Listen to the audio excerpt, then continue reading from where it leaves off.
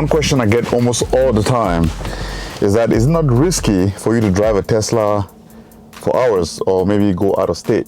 Now, what happens if you run out of power, or if you get somewhere and you do not know where to charge? So I get all these questions all the time, and I have taken this car, this Model Y, specifically on a trip multiple times. So I actually want to share with you guys what my experience has been, and yeah, pretty much coming right up.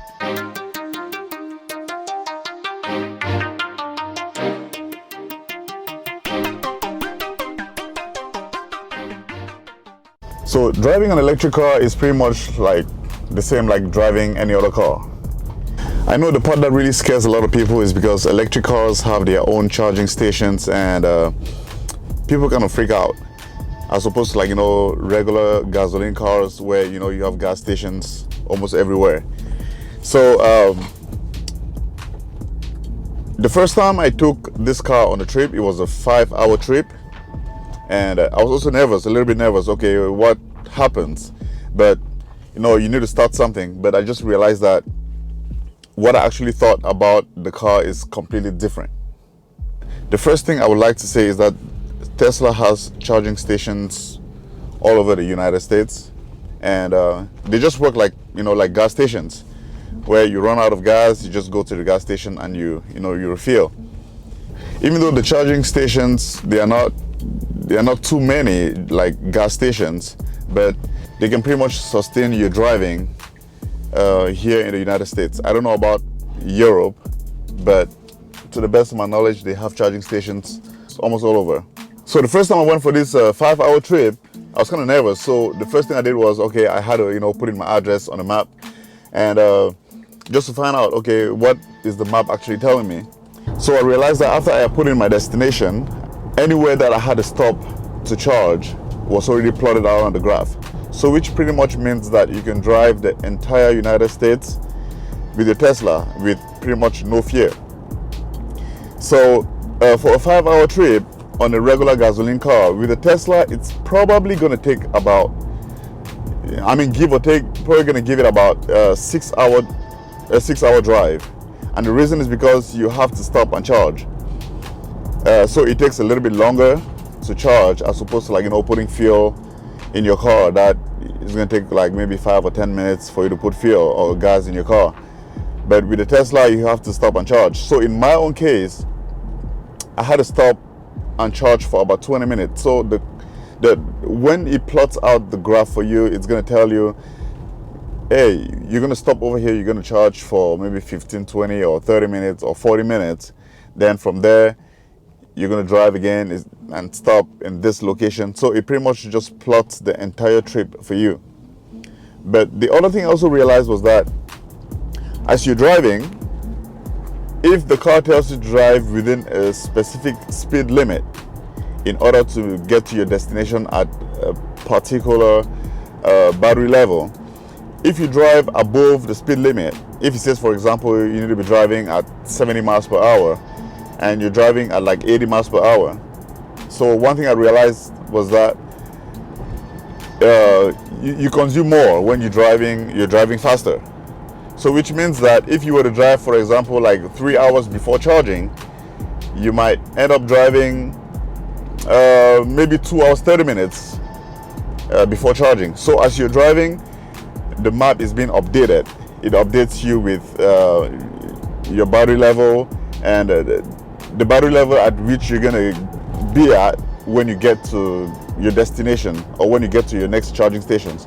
So it pretty much gives you, a step-by-step update on your battery level and where you need to charge. The other thing that I also realized during the trip was that I decided not to follow the GPS, not to follow the route. I pretty much rerouted. Just like in a regular car, if you maybe miss your exit for whatever reason, then the GPS is going to reroute, right? So I decided that, okay, I didn't decide, it was actually a mistake. So I missed my exit, so I realized that I was driving in a completely different road. And interestingly, I got a new map on the Tesla. So the Tesla told me, hey, you know what, you were supposed to charge in this location, but because you took a longer route, now you're going to charge in this location. So you get all of that already mapped out for you. So it makes it pretty convenient in driving. Eventually, if you're asking yourself, what does it feel like to drive, to go on a trip with a Tesla, it's very convenient, but you always want to add at least an additional hour, depending on where you're going. So just like I said earlier, if you're driving like for a 5-hour trip, it's good to give or take it's going to take you about 6 hours. For maybe a 10-hour trip, I don't know, it might take you maybe like 12 hours to complete the trip. And still, it's just because of all the stops you're going to make, charging. Another thing that I actually got very, very confused was, okay, when I get to the charging station, how am I actually going to charge? Do I need money, or how is this going to work? So, like in a gas station where you have to actually pay, you're going to either use your credit card or use cash to pay. With the Tesla charging stations, you do not really need to have your card. As long as your card is already in your account, all you need to do is just pull up the charging plug and plug it in, and it just starts charging. So even if you forgot your wallet somewhere or you do not have money, you're still going to be able to charge. So with no fear, pretty much. So from that first trip, that initially I was very nervous, it became pretty much like I became pretty confident.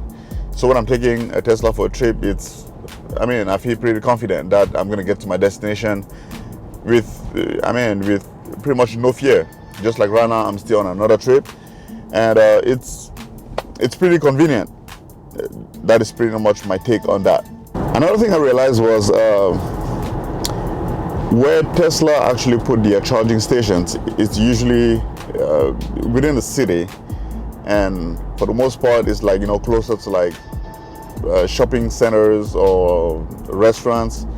And I think the reason is probably because you can have your car plugged in while it's charging. You could go maybe shopping, or you go eat somewhere. By the time you're done eating, the car is ready to go, and then you can continue your trip. So it's really been convenient for me for the most part. So is it possible for you to run out of battery when driving a Tesla? The answer is yes, it's very possible. Just like with a regular gas car, is it possible for you to drive or to get to empty? It is very possible. If your gauge is telling you, hey, it is time for you to put gas, and you say, you know what, I'm going to put gas later on, and you keep doing that, then eventually you're going to run out of gas. So the same thing with an electric car. You're driving it, if it says, hey, it's time to put gas, and you say, you know what, I think I'm going to put it later on, before you know it, you're probably going to be running on empty. It's literally the same thing. That is just my opinion on that. But the only downside, just like I said earlier, the only downside of taking a Tesla on a trip is the additional time you're going to spend on charging. It's, if you're really considering to get to your destination very fast, then Tesla is probably not going to take you to your final destination as fast as expected, simply because you have to stop and charge. But if it's a short trip that you do not have to stop and charge, then eventually, yeah, it's going to take you there pretty fast. Now, in terms of the cost, the next question I always get is it not expensive to take a Tesla on a trip? So the 5-hour trip, the first 5-hour trip that I took, I spent about $30 on that round trip to charge the car.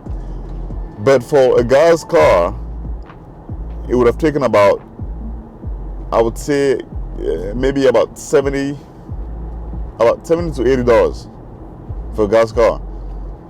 So looking at it, it was very economical for me to use the electric car and get to my destination. So obviously no regrets with that. So this is obviously not a sponsored video by Tesla. It's just my own opinion about the Tesla.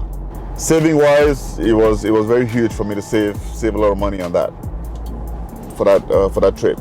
And for any other trip that I've ever made, with this Model Y, it's really been economical.